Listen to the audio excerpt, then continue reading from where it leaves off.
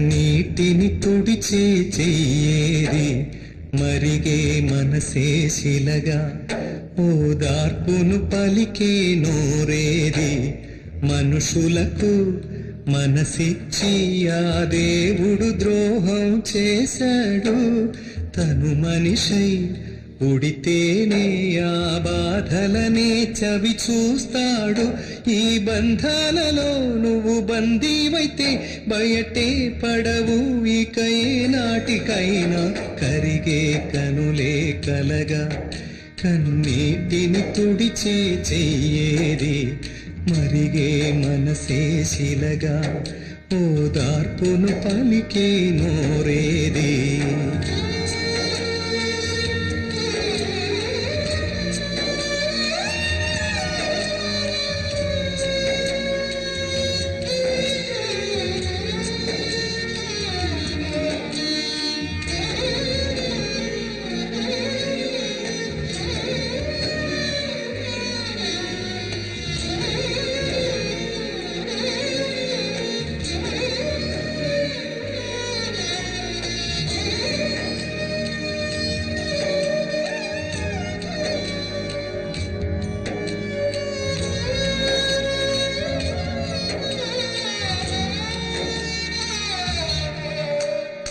ఎదలో ఎన్నెన్నో ఆశలు ఉన్నా తలచినవన్నీ నెరవేరేనా చీకటిలో నా వెళుతుంటే నీడే నీకు తెలియదులే ఒడ్డున ఉండే ఓడలకు కడలి కష్టాలు తెలియవులే ఇది అంతా విధిరాత మనిషి బతుకే ఎదురీత కరిగే కనులే కలగా కన్నీటిని తుడిచే చెయ్యేది మరిగే మనసే శిలగా ఓదార్పును పలికే నోరేది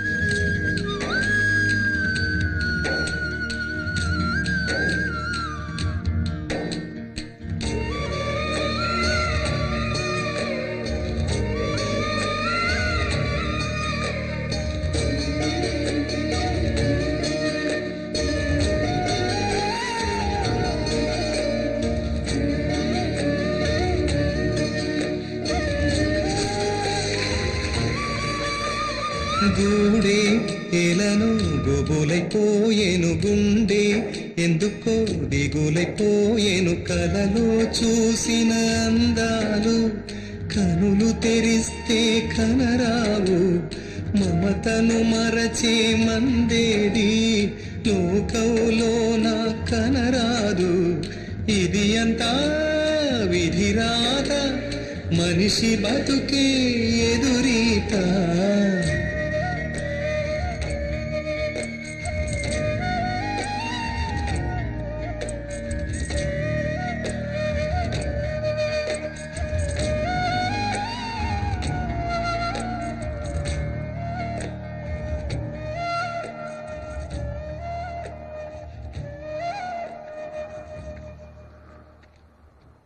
ఈపీకి నేనెవరో తెలియక నాతో వాదిస్తున్నాడు.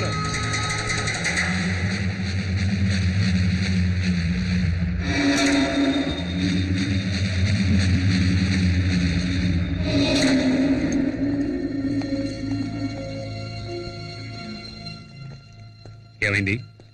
సాక్ష్యం చెప్పడానికి మున్నా భార్య రాలేదు, తప్పుకుంది.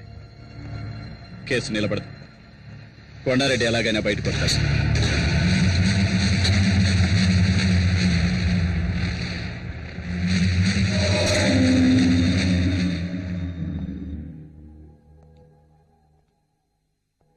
చూడు శక్తి, నువ్వు గనక ఎస్ఐ అయితే పోలీస్ డిపార్ట్మెంట్ మొత్తం నీ వెనకే ఉంటుంది. నువ్వు అనుకున్నవన్నీ సాధించవచ్చు.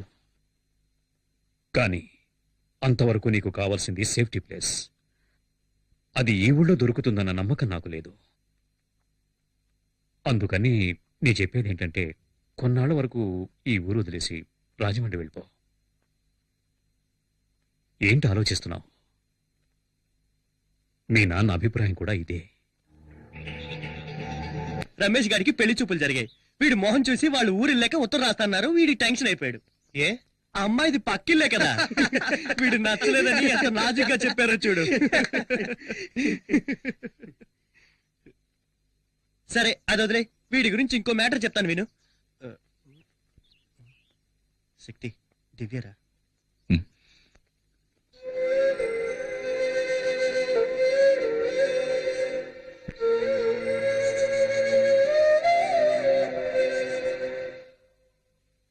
దివ్య, నువ్వేం చెప్పొద్దు, నేను తట్టుకోలేను. నీ నిర్ణయం తెలుసుకోవడానికో నిన్ను ప్రశ్నించడానికో నేను రాలేదు. నువ్వెక్కడికి వచ్చావని తెలిసింది, చూడాలనిపించింది.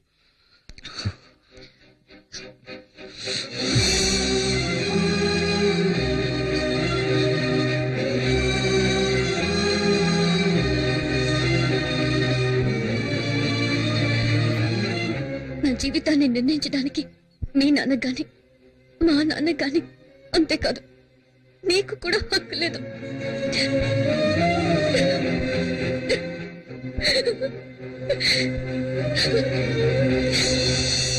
దివ్య దివ్య ఏడుస్తూ వెళ్తుంది. దివ్య ఏడుస్తూ వెళ్తుందిరా, పిలవరా.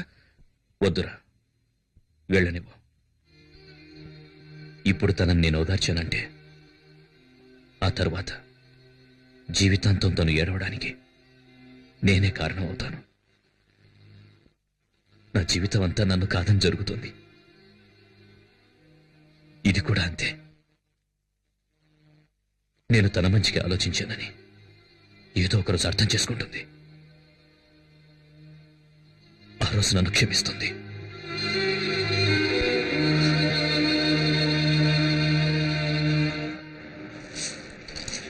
అన్ని చోట్ల వెతికామన్నా, ఎక్కడా కనిపించలేదు.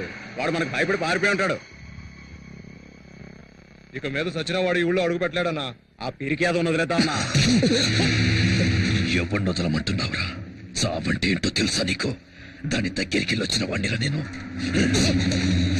అదే పూర్ణ మార్కెట్లో వాడిని నిలబెట్టి ఈ చేతులతో వాడిని ముక్కలు ముక్కలుగా నరికి వాడి రక్తాన్ని పొలిగా వెదజల్లుతాను. మార్కెట్లో కొండారెడ్డంటే వణుకు పుట్టాలి. నాకు కావాలి. ఆ రోజు వాడి బాబును కొట్టినందుకే వచ్చాడు. వాడి కుటుంబాన్ని నాశనం చేయండిరా. ఎక్కడున్నా వస్తాడు. ఏ విద్య, ఏం చేస్తున్నావు? వెలిగిస్తున్నానమ్మా. ఇంట్లో ప్రతి పని నేనే చేయాలి, ఎవ్వరూ లేనట్టు. ఏమైంది విద్య? ఏంటా శబ్దం? ఛే, ఇది కూడా సమయానికి వెలగదు. ఒకే ఒక కొవ్వొత్తి వెలిగించి. విద్య, ఏంటిది? కప్పులన్నీ కింద పడిపోయినట్టున్నాయి. విద్య, ఏం చేస్తుంది ఇది?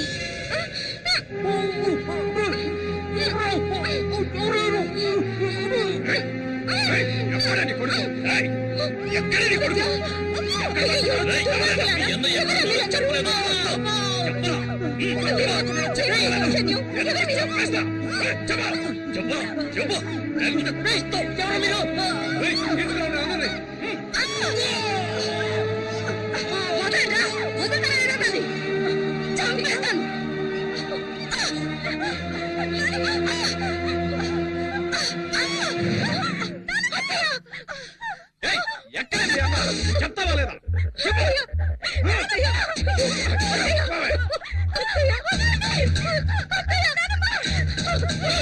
రేపట్లోగా మీ అన్న రాలేదో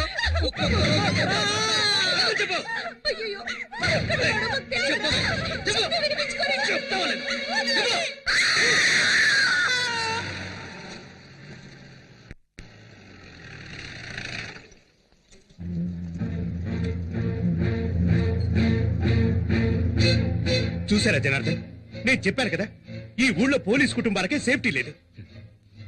కొండారెడ్డి మీద చట్ట ప్రకారం యాక్షన్ తీసుకోవాలి సార్. ఏం యాక్షన్ తీసుకోగలం?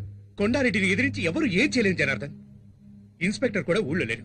ఈ టైంలో మన ఇష్టానికి మనం ఎలాంటి యాక్షన్ తీసుకోలేం. దయచేసి నేను చెప్పేది అర్థం చేసుకోండి. కొండారెడ్డి చెప్పాడంటే చేస్తాడు. ఒక్క శక్తి కోసం మీ కుటుంబం మొత్తాన్ని బలి చేసుకోకండి సార్. శక్తి ఎక్కడున్నా ఫోన్ చేసి పిలిపించండి. కొండారెడ్డి కాళ్ళు చేతిలో పట్టుకుని క్షమాపణ అడిగితే సమస్యలన్నీ తీరిపోతాయి. జనార్దన్,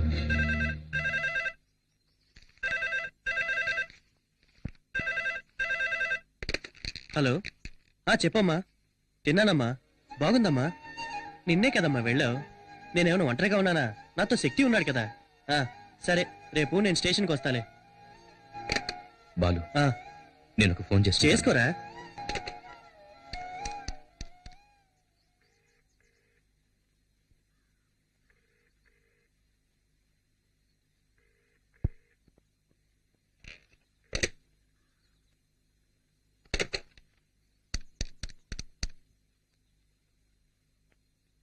హలో సార్, నేను జనార్దన్ గారి అబ్బాయి శక్తిని మాట్లాడుతున్నాను. నానున్నారా? శక్తి ఎక్కడుంది?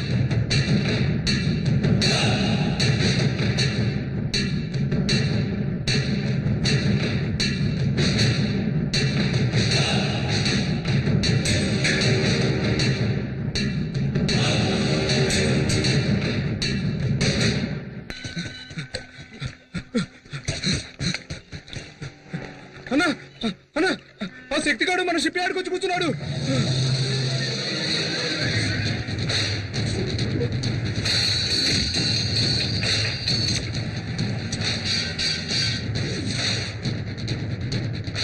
ఏంటమ్మా అనేది? నాన్న ఒకటి నడి రోడ్లు అన్యాయంగా కొడుతూ ఉంటే నన్ను చూస్తూ ఊరుకోమన్నారు.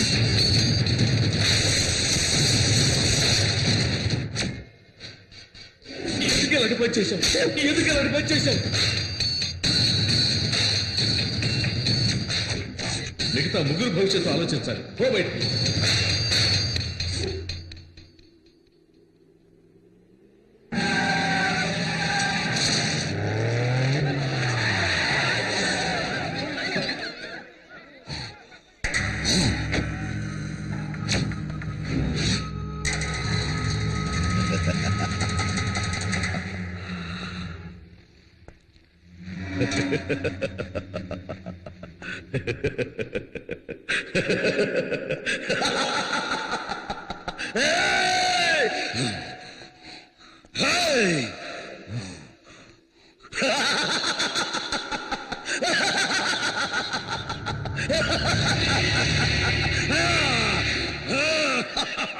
ఆపరా!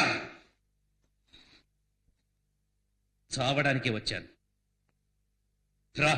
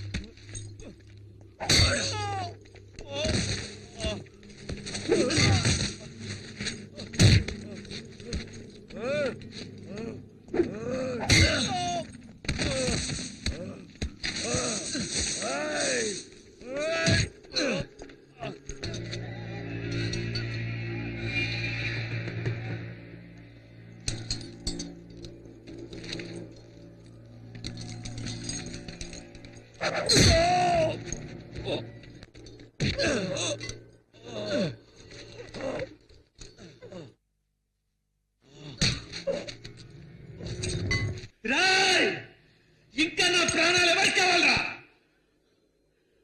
రండ్రా రండ్రా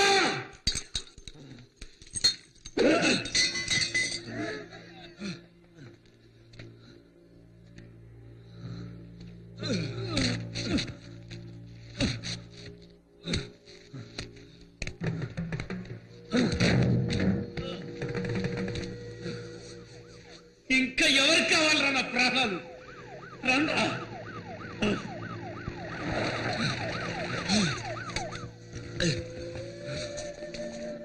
అయ్యో